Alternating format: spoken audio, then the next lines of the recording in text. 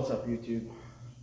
So right now I'm rebuilding, well, basically taking the valves out, cleaning these heads up.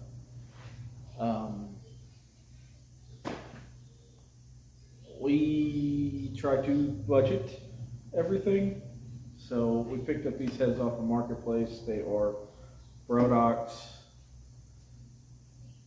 heads. They're aluminum. They're going to go on our bigger motor. It's 431 cubic inches of a small block.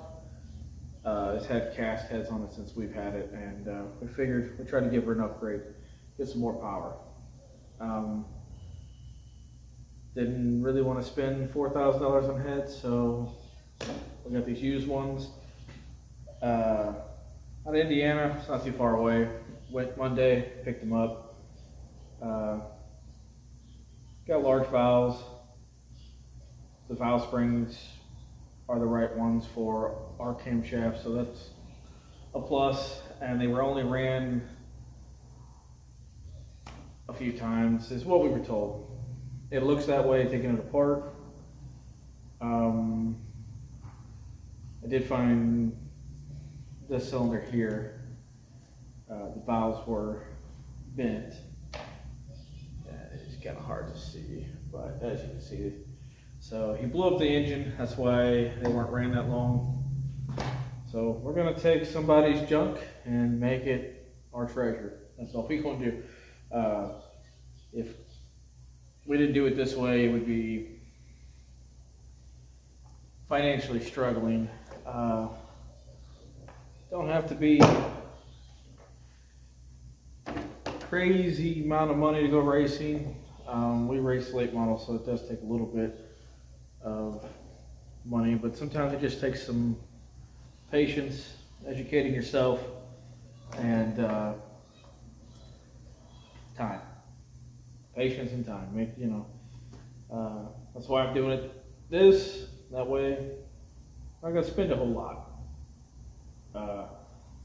Like I said, luckily I had the same valves. The ones that are bent are replaced with another set of stainless steel valves that we had laying around. And same size, learn how to read tape measure, measuring tools, and you can do this. You can, put together a race car and have some fun, and it's not out of reach for people. I know with the crazy amount of technology and the different things that are going on in the racing world today, it seems like, wow, I gotta have the best shocks, gotta have this. I'm gonna try to prove a point that you don't. Learn from people, research, ask the right people with your suspension components and your engines, and mechanically I deal with all of that for the most part. I've been doing it for 15 years, but doing these, taking engines apart, building them. I assemble all of our motors, and I know what we have, so that is also a good thing. It's not that I have a lack of trust because of the past of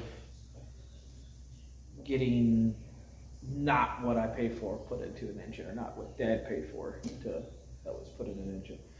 And a lot of that happened when we were drag racing. But anyway, so I got the valve soaking in some parts cleaner here. The exhaust valves are the worst to do. They take the abuse. Intake valves, usually fairly easy to clean up, get them polished, everything else. What I do is I remove the valves, and I take a Dremel, I get some wire wheels on my Dremel, and my parts cleaner, and I get in there and I clean all that up. I clean every bit of it up. That's important.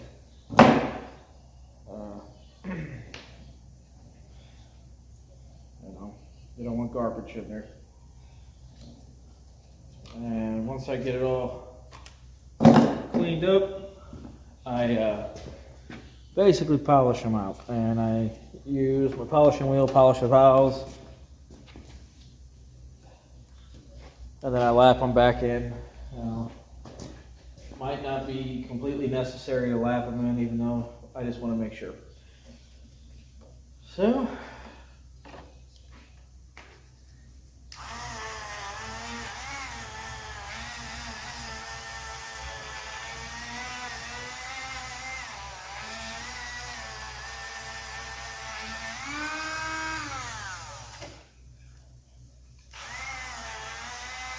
this seems to take the longest with the cleaning process. Now, I am doing the valves first because I found an issue with the one cylinder. Now, when I do a leak down test, I fill the combustion chamber parts and I apply air pressure to the intake or the exhaust side.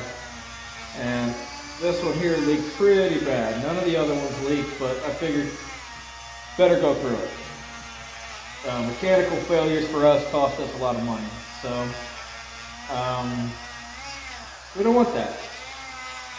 You know, sometimes it happens, but we try to prevent it. So we use preventive maintenance to keep these cars on the track. Sometimes what I've noticed, what I've experienced is car can outlast some of the other ones. You can position out pretty well.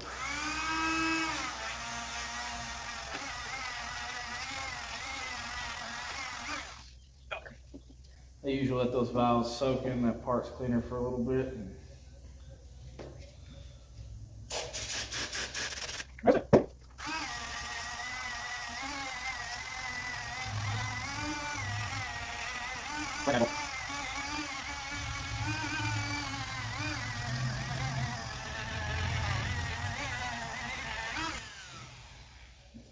Just so you know, carbon smells really good when you're cleaning it out.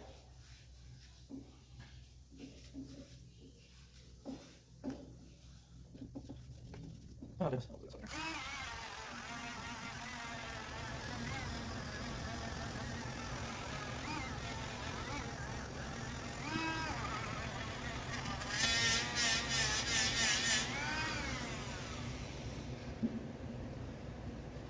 Like I said, thing is patience.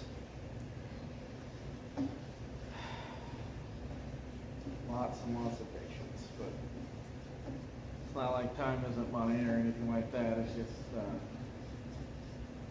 my time is free to me.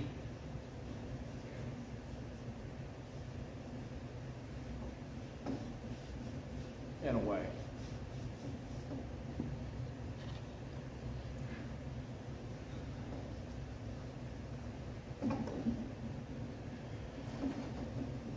Like I said, most when I'm done, they'll look brand new. I have a good set of heads put on that big motor. Finally get the horsepower we need out of it.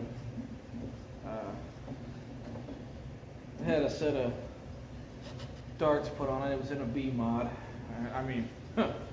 It was in an A mod, B mod. It wasn't legal, but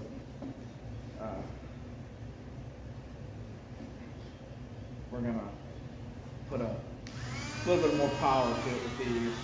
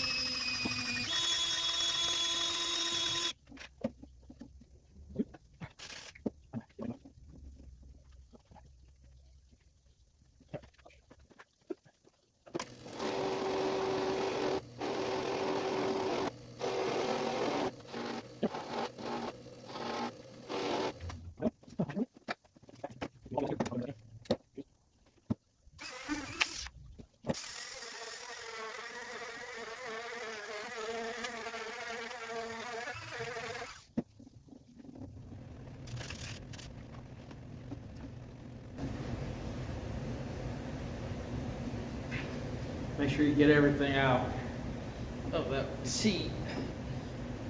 So There's nothing causing any problems with the seat of the valve. All right. Well, this ain't a how-to, because there's probably people out there that can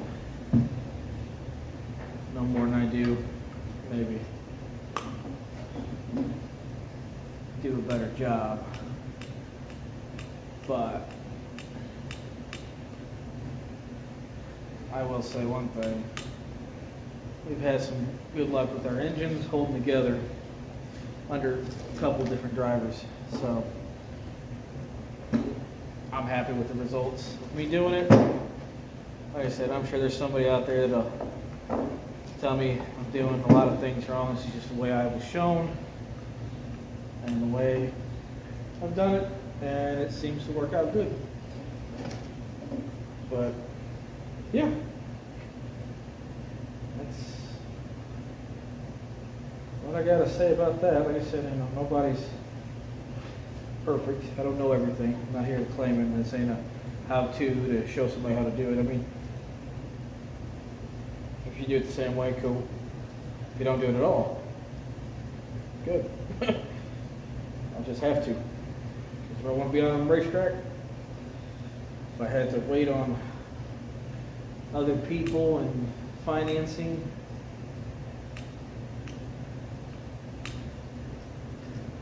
it would take a little longer.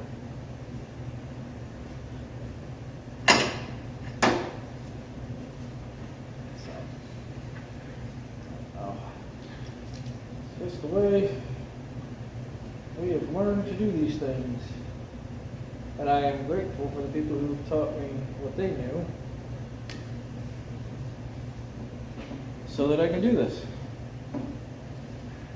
On the mechanic side, service.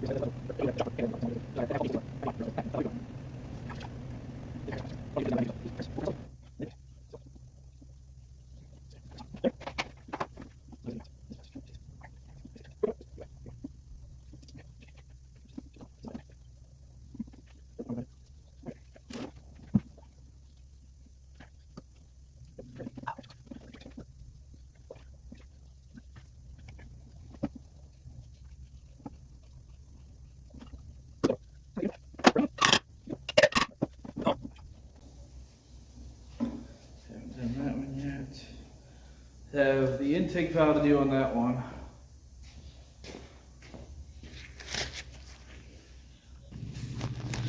So anyway, I just did this one. I've already gotten these two done and these two. Now trust me, I gotta block the surface here, make sure everything's square. I got to do one more combustion chamber there and one intake valve. But I mean, like I said, the purpose of me just putting this out there is this is how we can afford to race these late models, is we put a lot of time in them. So Dad's actually over there right now welding up the rest of the stuff from the other video I put out. And this is going to be, I think I'm going to put this motor in the master build. I'm going to run the 377 that we had in the 5 car, because I think I'm going to run the 5 car at the beginning of the season. We have it back together almost all the way. We're going to clean the chassis up, get a power wash, and paint the front. It's black. So it'll probably come back out as the 5 car. But yeah, that's it, guys. I said we try to do almost everything we can ourselves, and that it makes it a little easier on a pocketbook. But that's what I did today. Stripped the bed of that truck to get it for bed liner, and then Dad was working on the 50 Merc body. But those also help pay for things, but it has to also take care of itself through the body shop. But we do have a bunch of spare engines, but I like to have them all together. I have a 604 that had a bad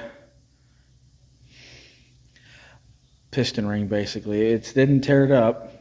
I don't know if it just washed out or whatnot. The cylinder, the bore looks good. Measured it. So I'm going to put that back together. I don't know if it'll be a sealed 604, but we can run it as our spare. And, you know, I get it off and get it sealed, you know, by somebody later on. But we usually run the supers or the limiteds or whatever, so we don't usually run the crate class. It would be cool, get a crate car together. We do have an engine for it. Like I said, we had to send it off, get it sealed and certified and all that. I'm not gonna hop that one up. It's just I want to put a new set of rings and bearings in it and put it back together. But yeah, I'm gonna get this intake valve out, and you know, if you enjoyed watching the video, keep supporting the channel. Tell everybody, and yeah, that's it, guys. So I'm gonna keep on keeping on, I guess.